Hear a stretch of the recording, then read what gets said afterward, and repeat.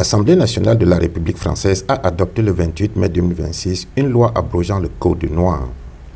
Le Code noir, c'est une ordonnance royale éditée en 1685 sous Louis XIV et rédigée par Colbert qui a fixé le statut juridique et la gestion des esclaves noirs dans les colonies françaises. Ce texte fondateur de 60 articles a institutionnalisé une violence inouïe, définissant l'esclave comme un bien meuble et réglementant chaque aspect de sa vie. Le document original s'intitule Code noir ou Édit du roi, servant de règlement de l'administration et de justice de la police des îles françaises de l'Amérique et pour la discipline et le commerce des nègres et esclaves dans le dit pays, donné à Versailles le mois de mars 1685.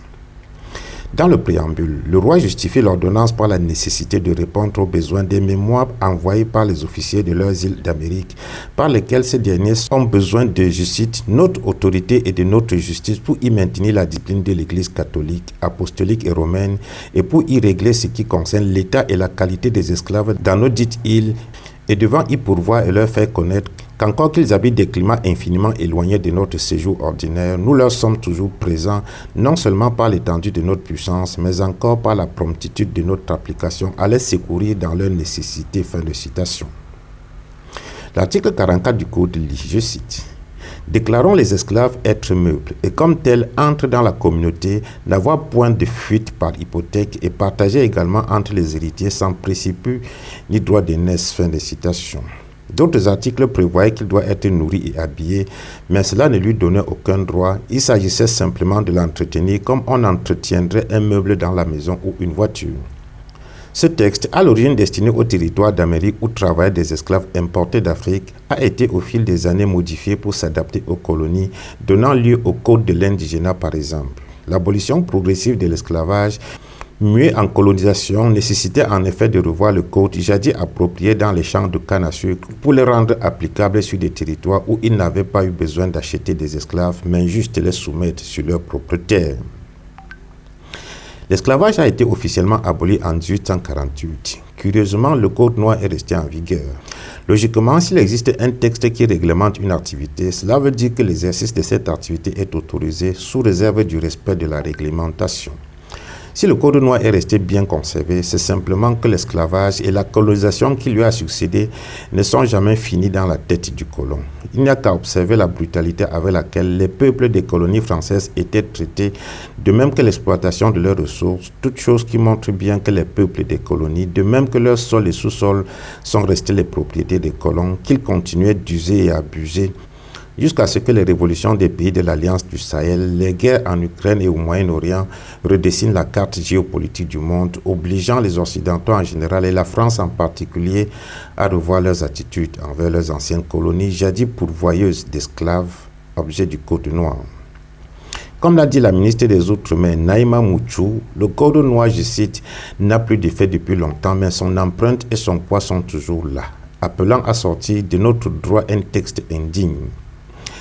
C'est dans cette logique que les députés ont adopté à l'unanimité le 28 mai 2026 l'abrogation du Code noir et de l'ensemble des textes ayant réglementé l'esclavage dans les colonies françaises 168 ans après l'abolition de l'esclavage.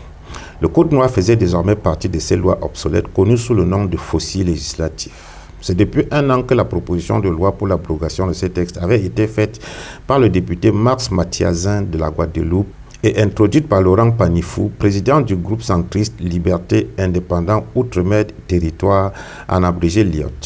Le 13 mai 2025, en effet, il soutenait, en déposant la proposition, que, je cite, « L'heure est venue de se laver de cette ignominie qu'est le Code noir au nom de la justice réparatrice. » Si l'on peut croire que le décret de l'abolition de l'esclavage de 1848 a abrogé le Code noir, il n'en est rien. Aucun texte ne l'a formellement aboli. Fin de citation.